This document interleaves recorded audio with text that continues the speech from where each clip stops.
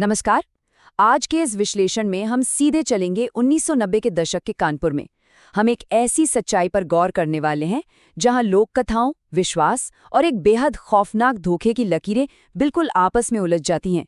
तो चलिए, बिना वक्त ज़ाया किए इस हैरान कर देने वाले नैरेटिव की गहराई में चलते हैं। इस पूरे विश्लेषण का जो कोर थीम है ना, वो इस एक कोट में बहुत अच्छे से समझाया गया है। जब तक किसी के असली इरादों का पता चलता है, तब तक बहुत देर हो चुकी होती है। सोचिए, आपको लग रहा है सब ठीक है, लेकिन खतरा बिल्कुल आपके सामने खड़ा है। ये मिस डायरेक्शन की एक ऐसी दास्तान है जो सच में रोंगटे खड़े कर देती है। अब पहले इस पड़ोस के डायनामिक को समझते हैं। एक तरफ है एक बेहद मददगार ब्राह्मण परिवार, जिसमें एक वेल रिस्पेक्टेड पुरोहित जी हैं। ये पड़ोस के मंदिर की देखभाल करते हैं और लोगों की रोजाना मदद के लिए तैयार रहते हैं।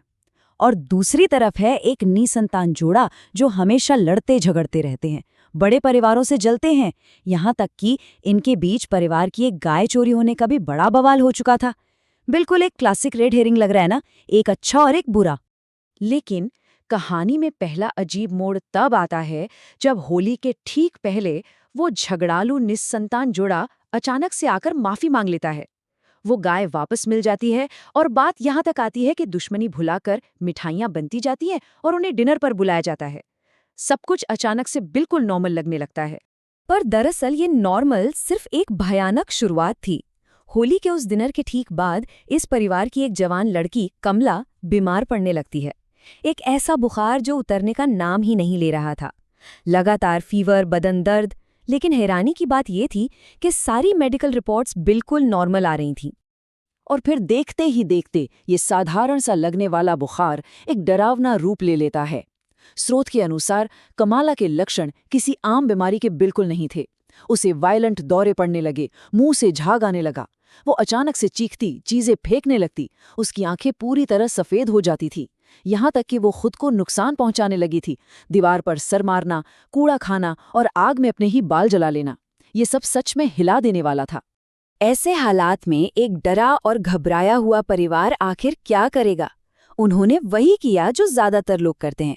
वो भागे अपने सबसे भरोसेमंद पड़ोसी, उन्हीं पुरोहित जी के पास। और पुरोहित जी ने आते ही क्या कहा? किसी ने इस पर बहुत ही खतरनाक काला जादू किया है। एक ऐसे वक्त में जब परिवार बिल्कुल डेस्परेट था, उन्होंने बिना किसी डाउट के इस बात को पूरा सच मान लिया। और बस यहां से शुरू होता है माइंड गेम्स का एक लंबा खेल। पुरोहित दावा करता है कि यह जादू इतना स्ट्रांग है कि उसके बस के बाहर है, और वो परिवार को सीधे बिहार के कुशीनगर में एक स्पेसिफिक बाबा के पास भेज देता है। वहां जाते ही वो बाबा पड़ोस के उस निसंतान जोड़े पर इल्जाम लगा देता है। बाबा कहता है कि उन्होंने बच्चे की चाहत में कमला की बलि किसी पिशाच को चढ़ा दी है। जब परिवार इन सारी बातों और झूठ में उलझा था, कमला की हालत हर दिन बदतर हो रही थी। बस इस एक आंकड़े पर ध्यान दीजिए, 15 किलो। स्रोत बताता है कि 67 किलो की एक बिल्कुल स्वस्थ लड़की का वजन घटकर सिर्फ 15 किलो रह गया था। सोचिए, उसके शरीर पर इस दर्द का क्या असर हो रहा होगा। और फिजिकल टोल इतना एक्सट्रीम था कि बस 20 साल की उम्र में, स्रोत के मुताबिक, वो 70 साल की एक कमजोर बुजुर्ग जैसी दिखने लगी थी। वो पूरी तरह बिस्तर पर पड़ चुकी थी और उसकी फिजिकल आइडेंटिटी बिल्कुल तबाह हो चुकी थी। फिर आती है कार्तिक पूर्णिमा की वो आधी रात। रात को घर के बाहर से गुजरने वाले एक साधु ने चेतावनी दी कि लड़की आखिरी सांसें गिन रही है। जब माँ ने घबराकर आधी रात को कमला को देखा, तो उन्होंने जो देखा वो किसी को भी डरा देगा। कमला के सिर में एक कील ठोकी हुई थी और वहां से खून टपक रहा था। जैसे ही माँ ने हिम्मत करके उस कील को निकाला, कमला एक मशीन की तरह बिल्कुल सफेद आंखों के साथ अचानक खड़ी हो गई। उसी रात अपना आखिरी वक्त करीब आते देख कमला ने फुसफुसाते हुए अपने पिता से कहा, बाबूजी, मेरे लिए रामायण पढ़ दीजिए। रात 12:30 बजे पिता ने रामायण का पाठ शुरू किया।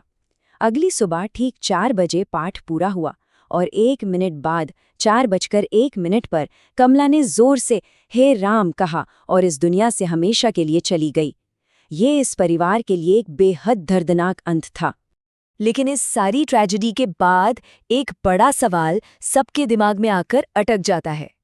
आखिर इस डार्क मैजिक का असली जिम्मेदार था कौन? महीनों तक शोक में डूबा वो परिवार यही मानता रहा कि वही निसंतान जोड़ा इस सब के पीछे था। लेकिन क्या वाकई वैसा ही था जैसा दिख रहा था? इसका सच बाहर आया कुछ महीनों बाद, जब गांव में एक और ज्ञानी साधु आए।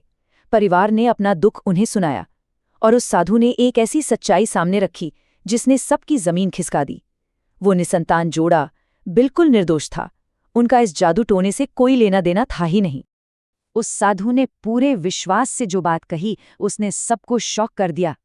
तुम्हारी बेटी की मौत का असली कारण तुम्हारे घर के ठीक सामने रहने वाला वो पुजारी है। जरा सोचिए इस बात पर।